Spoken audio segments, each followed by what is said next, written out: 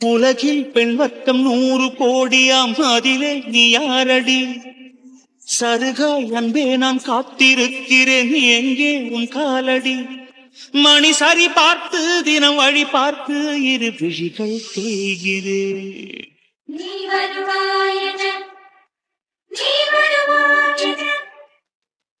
பார்த்து சார், மேல உள்ள ரூம் எல்லாம் நல்லா சூப்பரா பெயிண்ட் பண்ணியாச்சு. நீங்க சொன்ன மாதிரி மாடலர் ரூம் மாதிரி அழகா மாத்தியாச்சு.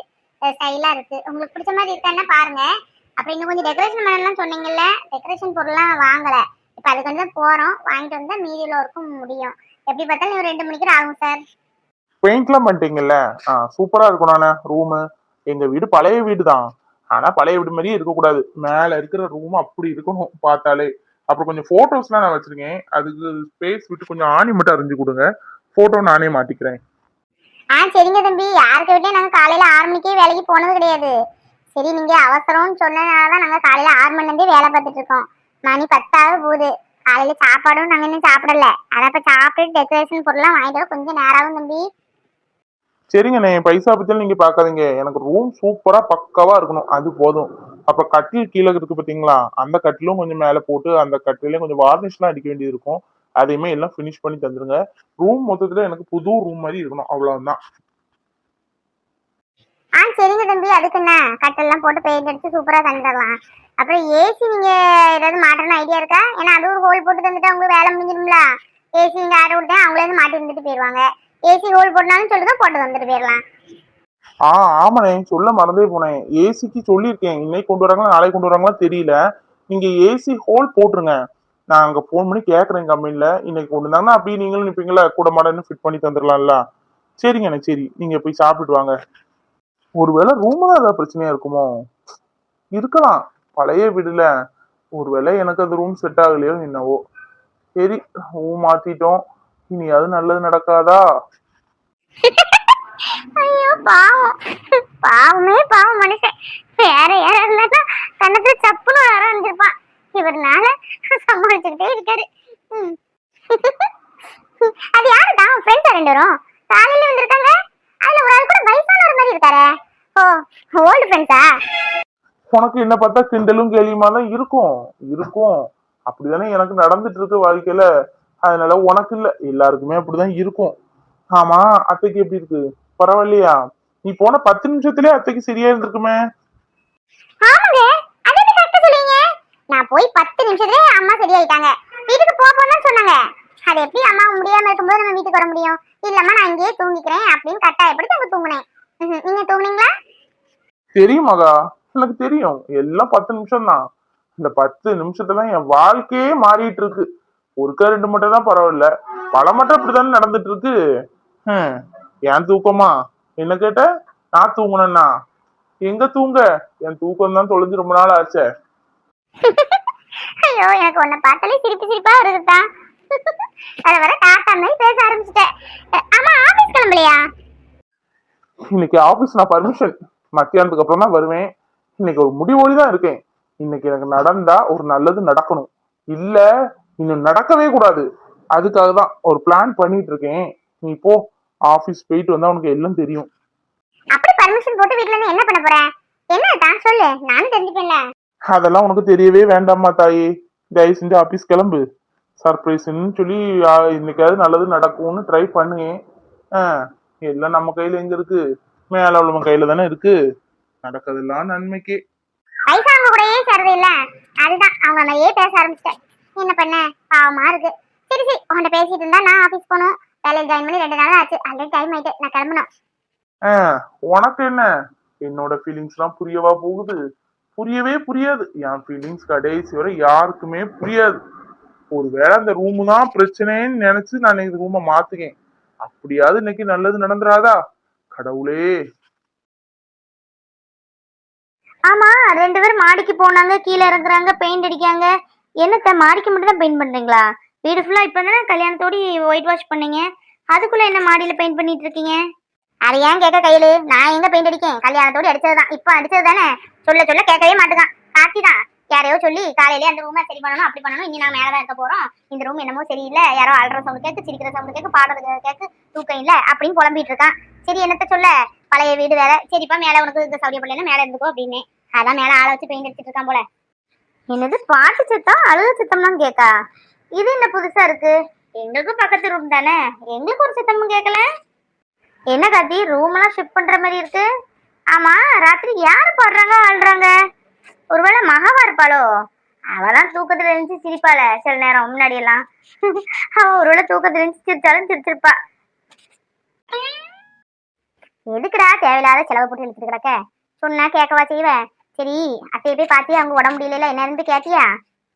கேட்கணும், ஆஃபீஸ் போயிடலாமா கேட்கணும். ரூம்ல இது பண்ணிட்டு இருக்கல, பர்மிஷன் போட்டிருக்கேன். 12 மணிக்கு அப்புறம் தான் ஆஃபீஸ் போகணும். போற வழியில அப்படியே அத்தையை பார்த்துட்டு போறேன். அக்கா தோசை எல்லாத்துக்கும் சுட்டு ஹாட் பேக்ல வச்சிட்டேன். சட்னி பண்ணதான் டைம் இல்ல, இட்லி பொடி இருக்குதா, ப்ளீஸ் எனக்காக அட்ஜஸ்ட் பண்ணிக்கோங்க. இன்னைக்கு ஒரு நாளும் அம்மா கூட அங்க ஸ்டே பண்ணனால வர டைம் ஆயிட்டு, அதான் சட்னி பண்ண முடியல. ஏய், சட்னி வைக்க எவ்வளவு நேரண்டி ஆக போகுது? தேங்காவை துருவி போட்டு 2 பச்சை மிளகா கிள்ளி போட்டு ஒரு பூண்டு பல்ல வச்சு உப்பும் வச்சு அரைச்சா சட்னி ரெடி ஆயிட போகுது. இதுக்கு பெருசா கதை சொல்லிட்டு இருக்க? சரி விடு கையில, அதான் அவங்க தங்கியிருக்கான்னு சொன்னல. ஒண்ணு இல்லம்மா, நாங்க பாத்துக்கிறோம். ஆமா நீ சாப்பிடலையா? இல்லத்த, நான் காஃபி குடிச்சேன், பிரெட் இருந்து சாப்பிட்டேன் போதும். அப்புறம் அம்மாவுக்கு மருந்து மாத்திரம் எடுத்து வச்சுட்டு தான் வந்தேன். சாப்பிடுங்கன்னு சொல்லியிருக்கேன், கொஞ்சம் எட்டி பாத்துக்கோங்க. மத்தியானம் சாப்பாடு நான் கொண்டு தரேம்மா, நீ ஒன்றும் சமைச்சு கஷ்டப்பட வேண்டாம்னு சொல்லியிருக்கேன். அம்மா வேண்டான்னு சொன்னாங்க, இருந்தாலும் சமைக்க விடாதீங்க, கொஞ்சம் பாத்துக்கோங்க. நான் இப்பதான் வேலையில ஜாயின் பண்ணனால லீவ் போட முடியாது. போயிட்டு முடிஞ்சா சீக்கிரம் வர பாக்குறேன். போயிட்டு வரேன். அத்தா வேலையெல்லாம் முடிச்சுட்டு சீக்கிரம் வந்துடும் ஆஃபீஸுக்கு, தேடிக்கிட்டே இருப்பேன். சரி போயிட்டு வரேன். கையில தோசை கொஞ்சம் ஊற போடுமா, சாயங்காலம் ஆட்டி வச்சிடலாம். தோசை மாவு இருந்தானா சடாரு 2 சுத்தி சாப்பிட்டுக்கலாம் பத்தியா? அவ்வளோ சின்சியராவா? லஞ்சு பேக் கூட எடுக்காம போறா? ஏய் மகா, மகா, மகாலட்சுமி நில்லு. ஏ சின்சியர் சிகாமணி, வேலையில அவ்வளவு சின்சியரா லஞ்சு பேக் கூட எடுக்காம போறேன். இந்தா லஞ்சு பேக். என்னட்டா உன் துக்கத்தை வெளியே காமிக்கிறதுக்கு தெரியாம கருப்பு ட்ரெஸ் போட்டிருக்க மாதிரி இருக்கு. உனக்கு என்ன பார்த்தா சிரிப்பா இருக்குல்ல? என்ன பண்ண, என் வாழ்க்கை இந்த கருப்பு துணி மாதிரி கடைசி வரை இருந்துருமோ இல்ல கலர்ஃபுல்லா மாறுமான்னு தெரியல. எனக்கே ஒன்றும் புரியல. ஒவ்வொரு நாளும் ஒவ்வொரு விதமா ஒவ்வொரு திணிசாதான் இருக்கு. என்னோட கால கொடுமையை பத்தியா? கல்யாணம் ஆகியும் பொண்டாட்டியே என்ன பிடிச்சிருக்கான்னு கேட்க வேண்டிய ஒரு சூழ்நிலையில இருக்கேன். என்ன பண்ண, பொண்டாட்டியா இருந்தாலும் விருப்பம் இல்லாம தொடக்கூடாதுங்கிறது என்னோட பாலிசி. மகா இப்போ உன்னை சுத்தி யாரும் இல்லை, என்னை சுத்தியும் யாரும் இல்லை, நம்ம 2 பேரும் மட்டும்தான் இருக்கோம். நம்ம வாழ்க்கையை இன்னும் தள்ளி போட்டுட்டு இருந்தா நல்லா மாதிரி எனக்கு தோணல. கருப்பா இருக்கிற நம்ம வாழ்க்கை இன்னைக்கு கலர்ஃபுல் ஆகணுங்கிறதுக்காக தான் மேல ரூம்லாம் நான் சேஞ்ச் பண்ணிட்டு இருக்கேன். வந்து பாரு, உனக்கு சில சர்ப்ரைஸ் வச்சிருக்கேன். உனக்கு என்ன பிடிச்சிருக்கா? உண்மையை சொல்லு, மனசுல இருந்து சொல்லு. யாருக்காவும் நீ இப்ப பயப்படல, நீயும் நானும் மட்டும்தான் இருக்கோம். உனக்கு என்ன பிடிச்சிருக்கா பிடிக்கலையா அதை மட்டும் சொல்லு. கிட்டத்தட்ட கல்யாணம் ஆகி 1.5 மாசம் ஆகுது. இவ்வளவு நாள் பொறுத்துட்டார்ல, இப்ப உடனே சொன்னா திட்டு இருக்காது. ஆபீஸ் போயிட்டு வர வர பாட்டி வெயிட் பண்ணட்டும், வெயிட் பண்ணி கடுப்பாகட்டும், அதுக்கப்புறம் வந்து சொல்லலாம், அத்தான் ஐ லவ் யூ, உன்னை மட்டும்தானே எனக்கு பிடிக்கும் அப்படின்னு ஒரு ஹக் பண்ணி கிஸ் கொடுத்துடலாம். பாட்டி அப்படியே சரண்டர் ஆயிரும். என்ன மகா, என்ன பிடிக்கலையா? எதுவா இருந்தாலும் இப்ப சொல்ல மாட்டேன். இவ்வளவு நாள் பொறுத்தீங்கல்ல 1.5 மாசம், இன்னும் ஒரு 5 ஹவர்ஸ் பொறுக்க வேண்டியது இருக்கும். எதுனாலும் வந்து சொல்றேன். பாய். ஏய் மகா, சொல்லிட்டு போ, காக்க வைக்காத ப்ளீஸ், அழுதுருவேன். நீ அழுதாலும் பரவாயில்லதான், எது வரலாம் சாயந்தரம் வந்துதான் சொல்லுவேன். பாய்.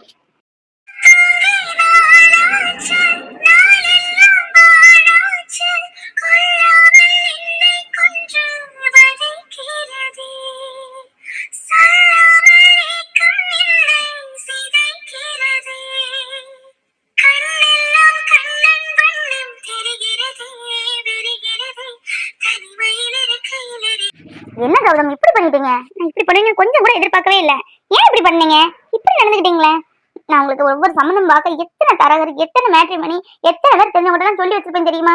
பொண்ணுங்க இருக்காங்க, உங்களுக்கு சூட்டப்பான பொண்ணை பார்க்கணும்னு சொல்லி தேடி தேடி 10 பொண்ணுல ஃபில்டர் பண்ணி 2 பொண்ணு செலக்ட் பண்ணேன். அதுல ஒரு பொண்ணு தான் இந்த பொண்ணு. நீங்க பாட்டு நான் வேண்டாம், நான் வேற ஒரு பொண்ணு லவ் பண்ணி சொல்லிட்டு நீங்க வந்துட்டீங்களே.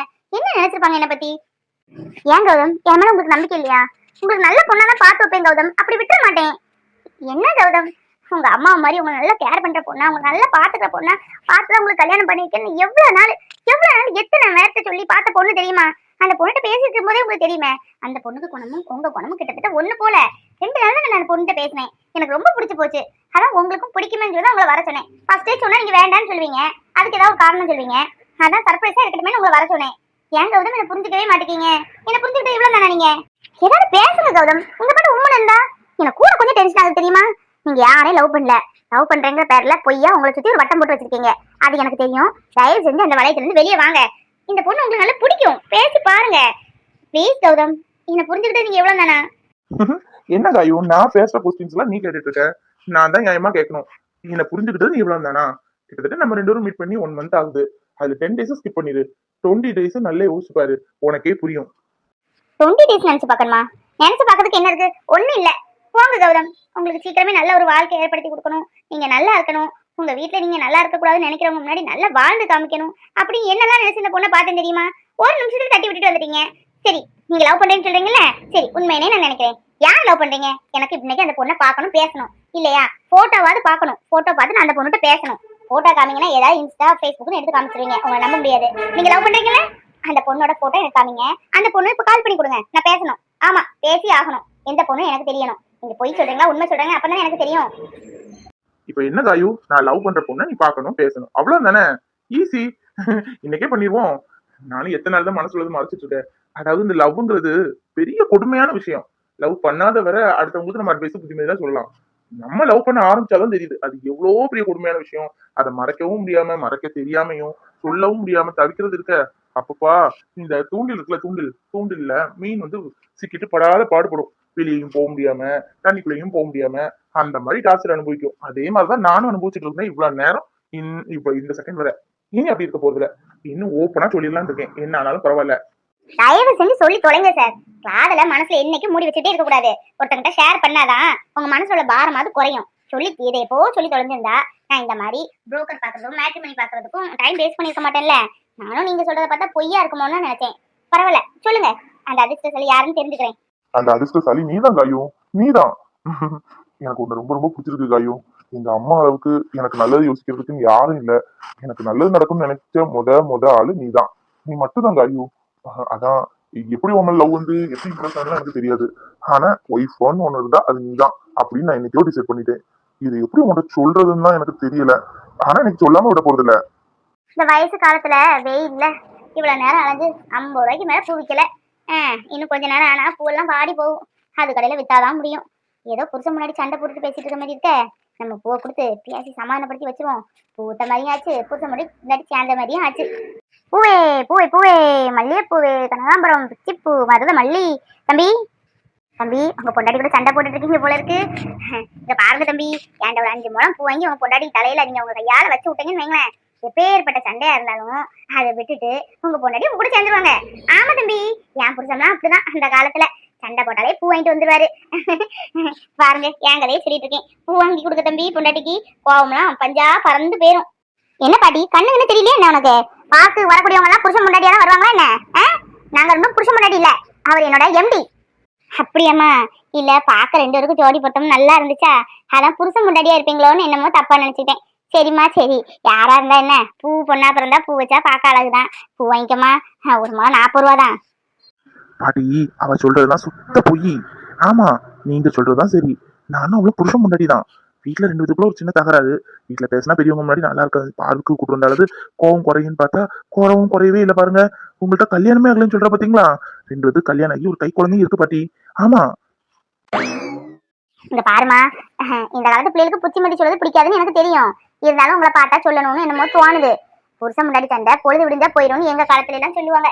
எங்க காலத்துல தான் அப்படிதான். காலையே மத்தியானம் நல்லா அடிச்சுக்கிடுவோம், சண்டை போடுவோம். சாயங்காலம் ஆனா என் புருஷன் பெட்டி பாம்பா அடங்கிடுவாரு, ஒரு முழம் பூ வாங்கி கொடுப்பாரு.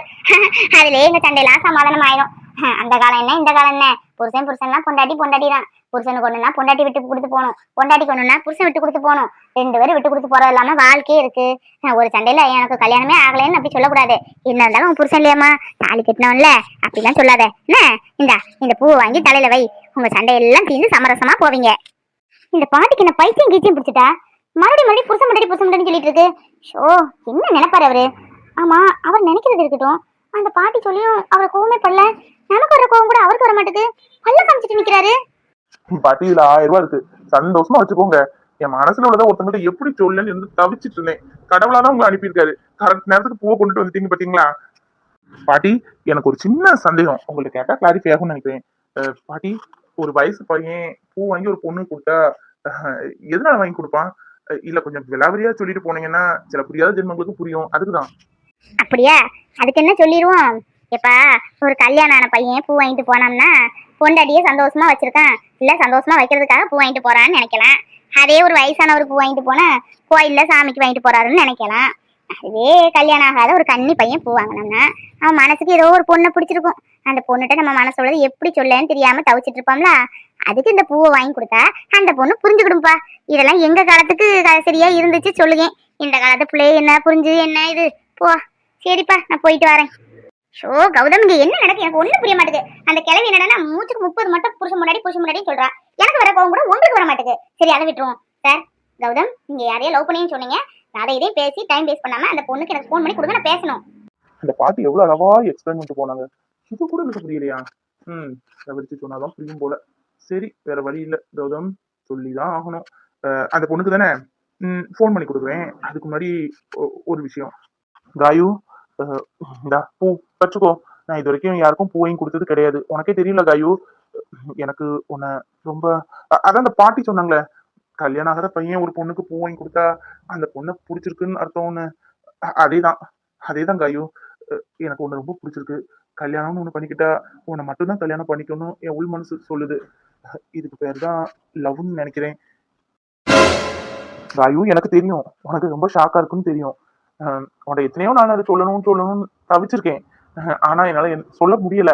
அதான் காதல்னா ஒரு புரியாத புதிர்னு சொல்லுவாங்களே, அந்த மாதிரிதான் எனக்குள்ள நானே சொல்லிப்பேன் 100 மட்டும் 200 மட்டும்னு. ஆனா உன்கிட்ட சொல்லான்னு வரும்போது முடியாது. உன் கண்ணை பார்த்து பேசுறது கூட எனக்கு அப்படியே மைண்ட் ஷேக் ஆயிரும். எப்படி சொல்லன்னு நினைச்சிட்டு இருந்தேன். இன்னைக்குதான் அந்த நாள் போல. அதுவும் அந்த பாட்டியமா வந்ததுனாலதான் இவ்வளவு தைரியமா சொல்லியிருக்கேன். இல்ல எனக்கு இன்னுமே தைரியம் வந்திருக்காது. நான் உன்னை லவ் பண்ண ஆரம்பிச்சிட்டேன். அப்படி இருக்கும்போது நீ இன்னொரு பொண்ணை பார்த்து கல்யாணம் பண்ணுன்னு சொன்னா நான் எப்படி ஏத்துப்பேங்க ஐயோ? சொல்லு. என் மனசார சொல்றேன். எனக்கு கல்யாணம்னு ஆச்சுன்னா உன் கூட மட்டும்தான். எனக்கு லைஃப் பார்ட்னர் நீ மட்டும்தான் காயோ. அதுக்கு நான் உனக்கு கட்டாயம்லாம் படுத்தல. உனக்கும் மனசுல தோணும்ல, லவ்ங்கிறது ஒருத்தங்க மட்டும் எடுக்கிற முடிவு கிடையாது. 2 சைடும் ஒண்ணு போல இருந்தாதான் லவ் சக்சஸ் ஆகும். நீ யோசிச்சு சொல்லு காயோ. எங்க அம்மாவுக்கு அடுத்தது என்ன இந்த அளவுக்கு கவனிச்சுக்கிறது, நைட்டு பகல் முழிச்சிருந்து கவனிச்சுக்கிறதுலாம் சாத்தியமே இல்லை. உனக்கே தெரியுமே, எங்க அப்பா இருந்து கூட என்ன என்னன்னு கேட்க மாட்டாரு. அப்படி இருக்கும்போது யாருன்னு எவருனே தெரியாத ஒரு பொண்ணு எனக்காக ரிஸ்க் எடுத்து ராத்திரி பகலும் முடிச்சிருந்து பார்த்தது பெரிய விஷயம். இந்த பாரு காயு, உன்னை நான் லவ் பண்றேன். யோசிச்சு சொல்லு Kayu. I love you Kayu. I love you. I love you so much Kayu. கடைசி வரை இதே மாதிரி உன் கையை பிடிச்சிட்டு நடக்கணும்னு ஆசைப்படுறேன். ப்ளீஸ் காயு, யோசிச்சு நல்ல பதிலா சொல்லு. உன் பதிலுக்காக காத்துட்டு இருக்கேன்.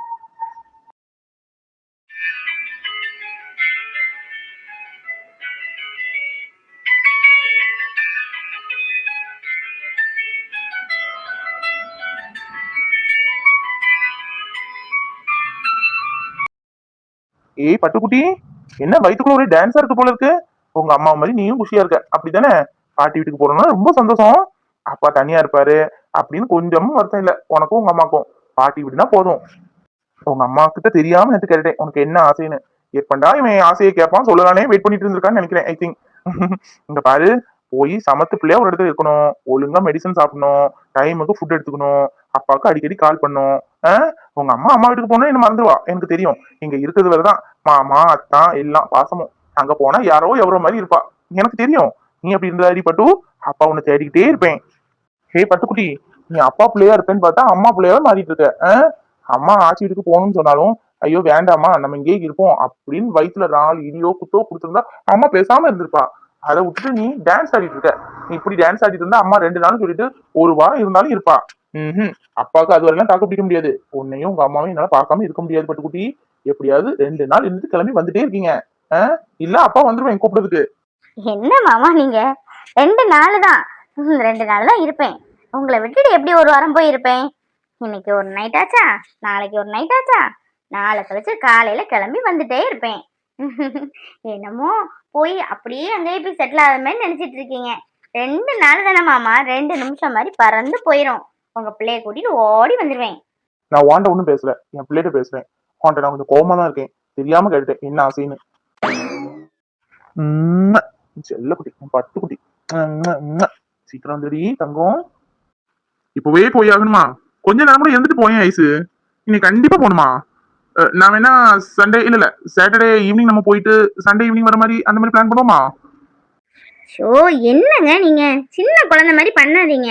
அம்மா வீட்டுக்கு தானே போறேன், 2 நாள்ல வந்துருவேன்ப்பா. என்னவோ நிரந்தரமா பிரிஞ்சு போற மாதிரி தான் ஃபீல் பண்றீங்க. கண்டிப்பா 2 நாள்ல வந்துருவேன். ஒழுங்கா சாப்பிடுங்க, என்னையே நினைச்சிட்டு இருக்காதீங்க. நல்லா தூங்குங்க. காலையில 3 மணிக்கெல்லாம் எந்திக்க வேண்டாம். 2 நாள் உங்களுக்கு ரெஸ்ட். சரியா? அம்மா வீட்டுக்கு போயிட்டு 2 நாள்ல வந்துருவேன். நல்லா தூங்குங்க, ரெஸ்ட் எடுங்க, சாப்பிடுங்க. நான் உங்களுக்கு ஃபோன் பண்ணுவேன், அட்டன் பண்ணுங்க. சரியா? ம். இனி நான் சொன்னா என்ன கேட்கவா போறீங்க? அதான் அம்மாவும் அம்மாவும் பிளான் பண்ணியாச்சே, அப்பா விட்டுட்டு தனியா போகணும்னு. உங்க பிளான் படியே நடக்கட்டும். போயிட்டு வாய்ஸ் மாத்திரை மருந்தெல்லாம் ஒழுங்கா எடுத்துக்க. ஃபோன் பண்ணு. நல்லா தூங்கு, ரெஸ்ட் எடு, ஜூஸ்லாம் சாப்பிடு. வெயில் ரொம்ப வெயிலா இருக்கு. அங்க போனேன், சித்தி வீட்டுக்கு போனேன், பெரியம்மா வீட்டுக்கு போனேன்னா போக கூடாது. வீட்டுல இருக்கணும் சொல்லிட்டேன்.